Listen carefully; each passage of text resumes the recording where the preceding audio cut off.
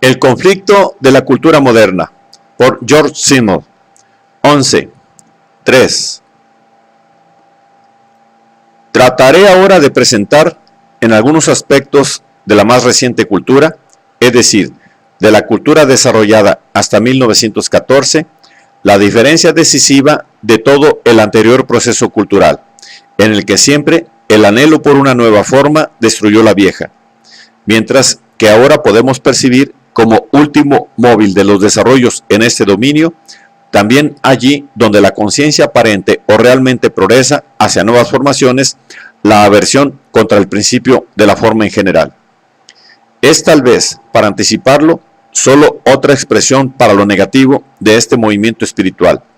para designar el hecho evidente de que no vivimos más, por lo menos desde algunos decenios, bajo una idea común, ni en sentido más amplio, absolutamente bajo idea alguna,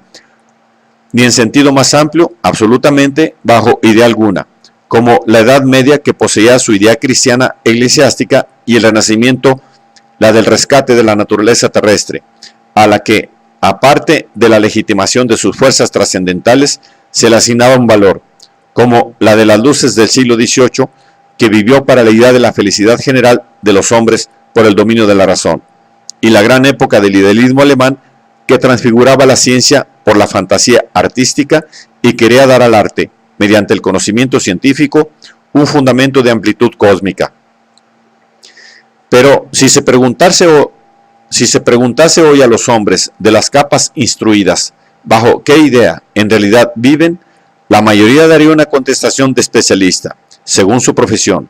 Raramente se oirá responder con una idea cultural que les dominase como hombres enteros y que dominase a todas las especializaciones. Si la fase peculiar de la transformación histórica consiste, ya dentro de cada provincia cultural, en la voluntad de manifestarse de la pura inmediatividad de la vida,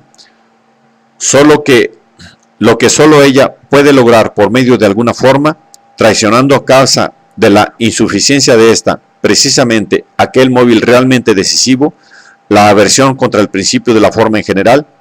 falta no solamente, por así decirlo, el material para una idea cultural unificadora, sino que los dominios cuyas nuevas formaciones debieran ser abarcadas por ella, son demasiado variados y hasta heterogéneos para admitir una semejante unificación ideal. Pasando a los detalles, hablaré en primer lugar de los fenómenos artísticos. De las tendencias contradictorias, cuya totalidad se designa como futurismo, parece únicamente sobresalir con una unidad y claridad, en cierta medida notables, la orientación caracterizada como expresionismo. Si no me equivoco, es el concepto del expresionismo, que la conmoción interna del artista se continúe tan inmediatamente y como ella es experimentada en la obra, o aún más exactamente como la obra. No debo hacerlo por medio de una forma ni vertirse, no debe hacerlo por medio de una forma ni vertirse en una forma que le sea impuesta desde fuera por una existencia real o ideal. Por eso, ella nada tiene que ver con la imitación de un ser o acontecer, ni en su forma objetiva de la ley natural, ni como lo quería el impresionismo, en la forma de nuestra momentánea impresión sensible de aquel, pues tampoco esta impresión es, al fin, la producción realmente propia del artista, determinada exclusivamente desde adentro, sino que la impresión misma es algo pasivo, dependiente, y la obra que la refleja una especie de mezcla de la propia vida artística con la extrañeza de algo dado. Así como se rechaza lo que por su contenido representa algo extrasubjetivo, también se rechaza lo que en sentido estricto suministra la forma y que le llega al artista desde distintos puntos, de la tradición o del método, de un modelo o de un principio comprobado. Todo esto son obstáculos de la vida que quiere rebasarse en forma creadora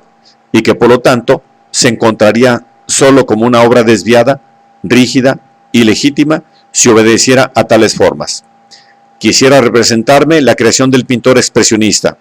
y, correspondientemente, si bien no expresable en forma tan sencilla en todas las demás artes, en pureza absoluta, de tal modo que su conmoción espiritual se continúe, sin más, en la mano que toma el pincel,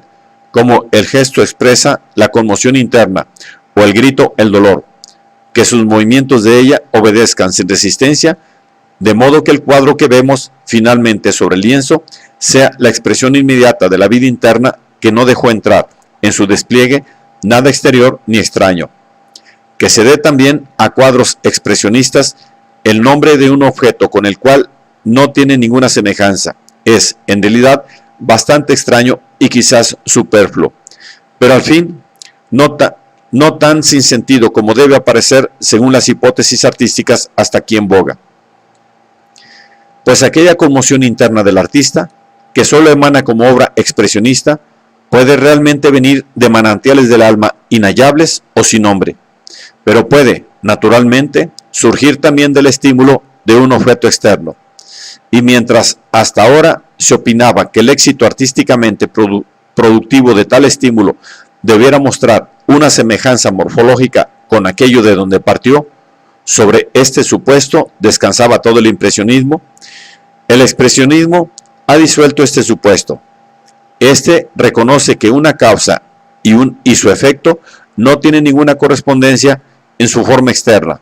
que las relaciones dinámicas, solamente internas, de ambos, no necesitan continuarse en una unión visible. Así, la contemplación de un violín o de un rostro humano puede provocar en el pintor sentimientos que, transformándose a través de sus energías artísticas, dan finalmente por resultado una formación que ofrece un aspecto completamente distinto. Se podrá decir que el artista expresionista pone en vez del modelo el motivo, que lanza su vida, obediente en su contenido solo a sí misma, a un movimiento, llevado a una expresión abstracta que no obstante describe toda la trayectoria real de la voluntad, es la lucha de la vida por su propio ser. Quiere, donde se expresa, solamente expresarse a sí misma y rompe por esto toda forma que se le quiere imponer por otra realidad que vale por sí misma, o por una ley que también por sí misma vale. Por cierto, visto conceptualmente, la formación finalmente existente tiene también una forma. Sin embargo, ella es aquí, según la intención artística, solamente una exterioridad, por así decirlo, inevitable. No tiene, como las formas de todos los demás ideales artísticos, un significado en sí misma, significado que solo sería engendrado y realizado por la vida creadora. Por esto, este arte es también indiferente frente a la belleza o a la fealdad, que se liga a la apariencia de tales formas, mientras la vida tiene su significado más allá de la belleza y la fealdad, en sus emanaciones no determinadas por un fin, sino impulsadas por una fuerza. Si las obras que de esto resultan no nos satisfacen, este hecho solo confirma que no se encontró precisamente una nueva forma y que, por así decirlo, no está en cuestión. Después de que la formación existe y de que el proceso creador de la vida la abandonó, se ve que no posee el sentido y valor propios que se exige a lo objetivamente existente, a lo ya desligado de su creador,